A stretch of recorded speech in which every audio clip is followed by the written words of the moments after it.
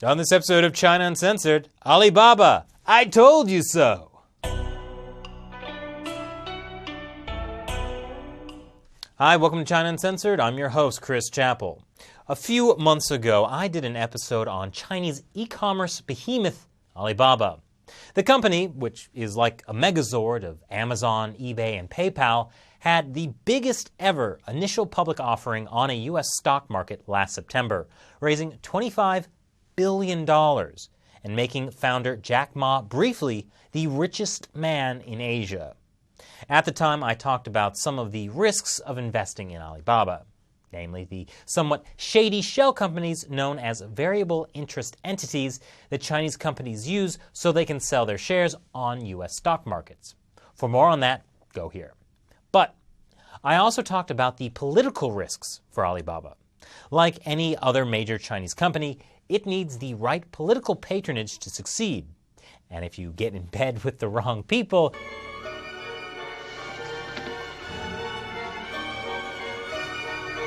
well, you might not like how you wake up. Just last month, it looked like Alibaba had forgotten to lock its doors. China's State Administration for Industry and Commerce released a white paper that heavily criticized Alibaba for not cracking down on fake products as well as bribery, amongst other issues. Earlier, the SAIC had done a survey that showed almost 60% of the products found on Taobao, Alibaba's consumer-to-consumer e-commerce website, were counterfeit. On the one hand, that's not too surprising. Around 70% of all counterfeit goods in the world are made in China. And yes, that's why that $20 bottle of Agua de Gio you brought in Chinatown smells a little funky. But the white paper was unusually harsh and blunt, calling the counterfeit issue Alibaba's greatest credibility crisis. It also said that the agency had met with Alibaba about the issue back in July, but held off releasing the information to avoid messing up its IPO. This did not look good. But instead of backing down, Alibaba said they were fighting the counterfeiting problem, accused one SAIC official of bias and misconduct in his investigation, and said that they would be filing a formal complaint. What happened next was interesting. The white paper mysteriously disappeared from the SAIC's website, and just 2 days later, it posted an announcement that the head of the SAIC had met with Jack Ma and that the two sides were working together to fight counterfeiting. The announcement also called Alibaba steadfast and resolute and downplayed the previous white paper as just notes from the meeting back in July. Nothing official about that document at all.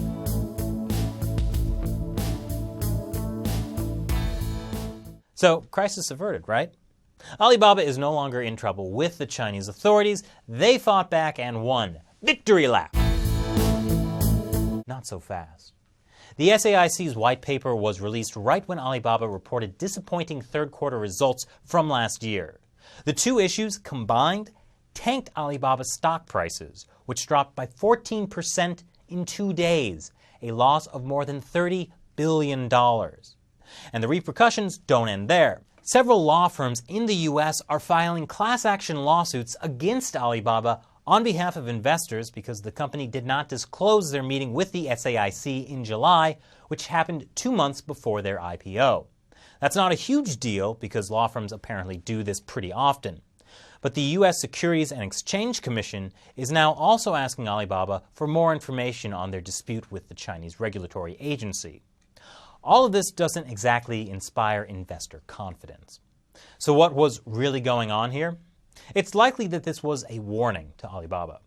When Jack Ma founded the company back in 1999, former Chinese leader Jiang Zemin was in power. And Alibaba does have links to Jiang's faction, which current Chinese leader Xi Jinping is trying to dismantle during his anti-corruption drive. For example, one of the shareholders in Alibaba is private investment firm Boyu Capital, which has Jiang Zemin's grandson, Alvin Jiang, as a founding partner.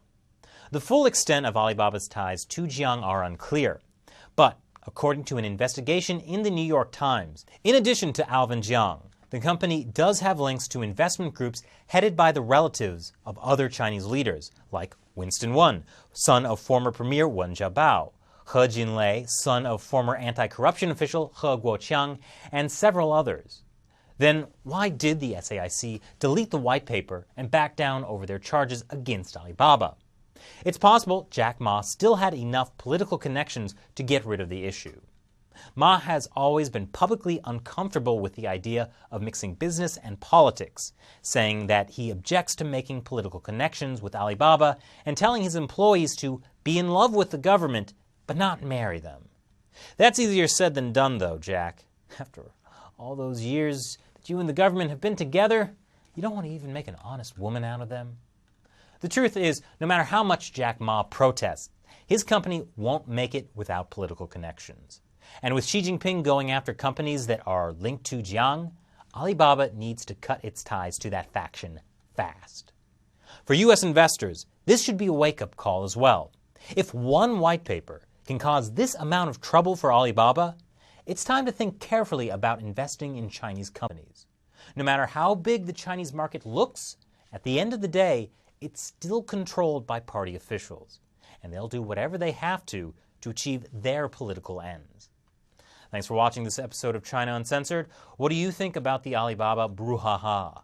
Leave your comments below, and don't forget to subscribe, like us on Facebook, and follow us on Twitter. See you next time.